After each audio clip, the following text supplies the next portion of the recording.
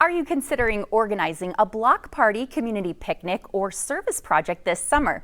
Well, let's get to know our neighbors a little bit better, share the best of summer, and celebrate our wonderful city. That's right, we're talking about Denver Days. It's back, and it kicks off August 4th. And here to tell us about it is Tess Trewin. Thank you so much for joining us today. This is super exciting. It is very exciting. So tell us about Denver Days and how all of this got started. So it started over 10 years ago. Mayor Hancock had an initiative where we recognize that neighbors don't really get to know each other anymore. And when they want to do that, there's a lot of barriers with permits and barricades and things like that. So what he decided to do was coin Denver Days over a weekend, and we help folks get those permits. We waive the fees, we get them barricades so they can host these events. Very fun. Get together with your community.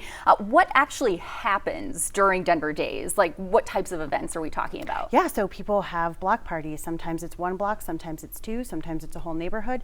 They have bounce houses and grills out, and they have bands, and they have picnics in the park, and they just welcome kind of a way for everyone to just get together and get to know one another. Yeah, get together with your neighbors, meet the kiddos in the neighborhood as well, so that all of your kiddos can play together, yes. Right? In case you haven't already done that.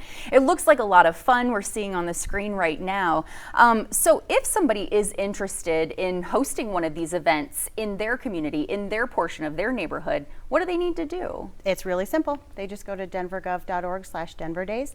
There's a spot for them to register their event, and then they'll walk you through, if you're having a picnic, they'll walk you through the park permit process, which is all the fees are waived, or they'll walk you through the block party permit, which all those fees are waived also. Yeah, making it really easy for people. Obviously, we want it to be free, right? As an incentive for them to participate and getting involved with their community, right? Absolutely, yep. Very good. And if people wanted to maybe promote the event that they're having on their block or in their neighborhood park, can they share photos online? How do they tell other people in their community about it? Yeah, absolutely. So if they want to promote their event ahead of time, they'll just send us a flyer. They can send it to denverdays@denvergov.org, and we will help them promote it on our sites. It'll go onto our website, onto our calendar, so folks can see it. But if they don't want it open to the public and they still want to share their event afterwards, they can put it on social media, hashtag Denver Days, or they can email our address also with those photos. Very cool. I saw it looked like some mounted police or something walking around. Do other people within the Denver community get involved in some of these Denver Day events? Yeah, absolutely. I know that there's a community that asks the fire department to come out so kids can climb on the trucks and get to know how that stuff works. I know the Denver Police Department has their Copsicle, and they've been out to a couple of events.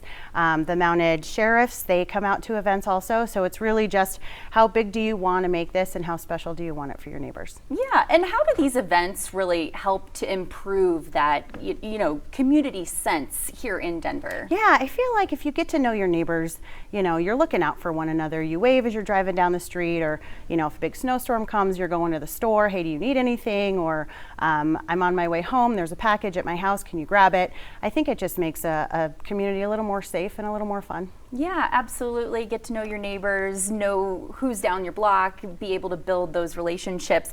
Tell us a little bit about how much, Denver Days has come from when it first started. It's been, 10 years now? Yes, it's been, we're in our 11th year. Okay. And in that time, we have helped host over 1,600 events that have touched over 170,000 residents in the city and county of Denver. So we really feel like it's done a really good deed, and it's kind of done its job. Yeah, and you were telling me before the segment here that people were like knocking on your door in December asking about when can I register to host my event, right? Yes. People are really excited to have this happen in their neighborhoods, and they're almost clamoring for when can I get this started? When can I start planning? So. Yeah, and remind our viewers at home, if they want to host an event, how can they do that, and what's sort of the process? Yeah, so they go to denvergov.org/Denver Days.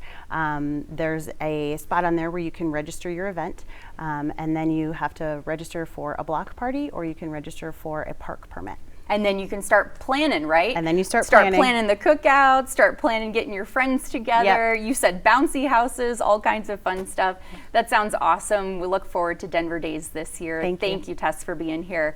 And go to denvergov.org/Denver Days to register your event today. That website has all of those details on what events qualify as a Denver Days event. And if yours qualifies, all park permit fees and barricade costs are waived. Remember, Denver Days is August 4th through the 6th.